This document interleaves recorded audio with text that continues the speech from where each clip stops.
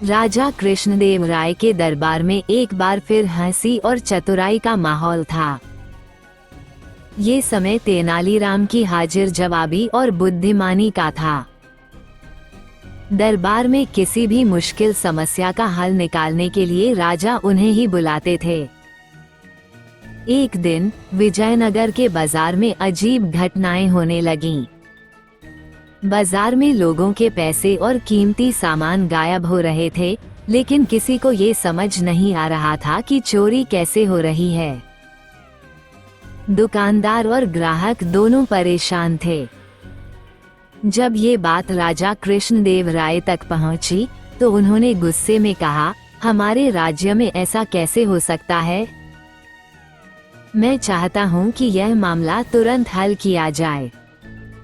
उन्होंने तुरंत तेनालीराम को बुलाया और कहा, तेनाली, इस समस्या का हल ढूंढो। हमें ये पता लगाना है कि इन चोरियों के पीछे कौन है।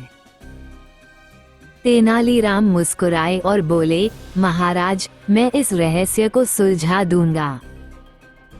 बस मुझे 3 दिन का समय चाहिए। राजा ने सहमति दे दी। तेनालीराम ने बाजार का दौरा करना शुरू किया।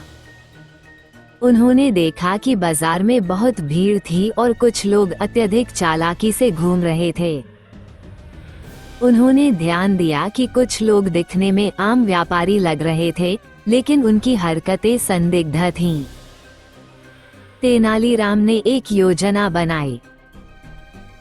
उन्होंने राजा से कहा, महाराज, मुझे बाजार में सुरक्षा बढ़ाने के लिए कुछ सिपाहियों की जरूरत होगी, लेकिन ये सिपाही आम वेश में रहेंगे ताकि कोई उन्हें पहचान न सके। राजा ने तुरंत सिपाहियों को तैनात कर दिया।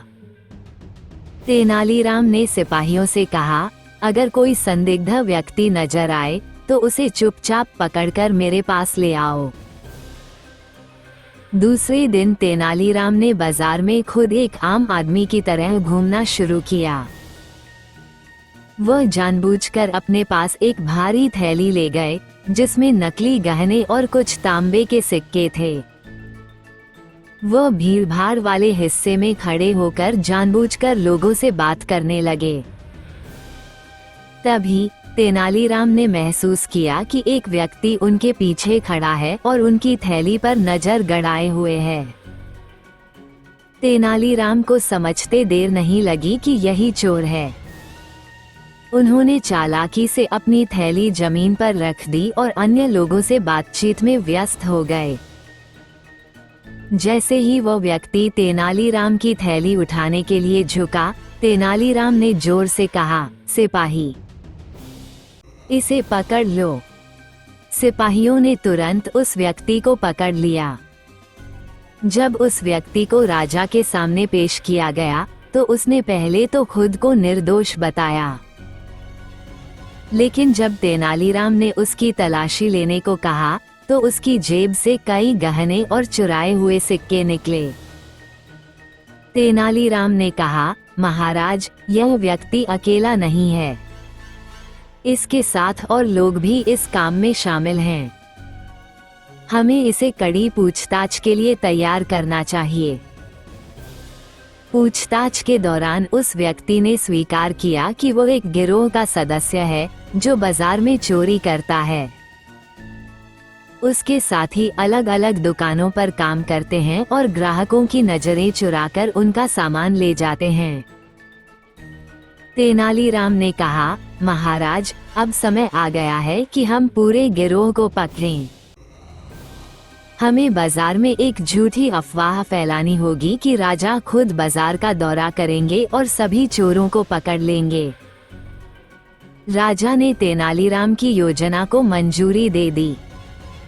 अफवाह फैलने के बाद चोरों का गिरोह डर के मारे खुद ही बाजार से भाग गया। कुछ चोर पकड़े गए और बाकी ने विजयनगर छोड़ दिया। राजा कृष्णदेव राय ने तेनालीराम की चतुराई से खुश होकर कहा, तेनाली, तुमने न केवल बाजार को सुरक्षित बनाया, बल्कि हमारे राज्य की प्रतिष्ठा भी बचाई। तुम सचमुच अद्वितीय हो। उन्होंने तेनालीराम को सोने की मुद्राएं और कीमती वस्त्र भेंट किए। ये कहानी हमें सिखाती है कि बुद्धिमानी और चतुराई से किसी भी समस्या का समाधान किया जा सकता है। तेनालीराम ने न केवल अपनी हाजिर जवाबी से चोरों को पकड़ने का जाल बिछाया, बल्कि राज्य के नागरिकों को भी सुरक्षा का भरोसा दिलाया।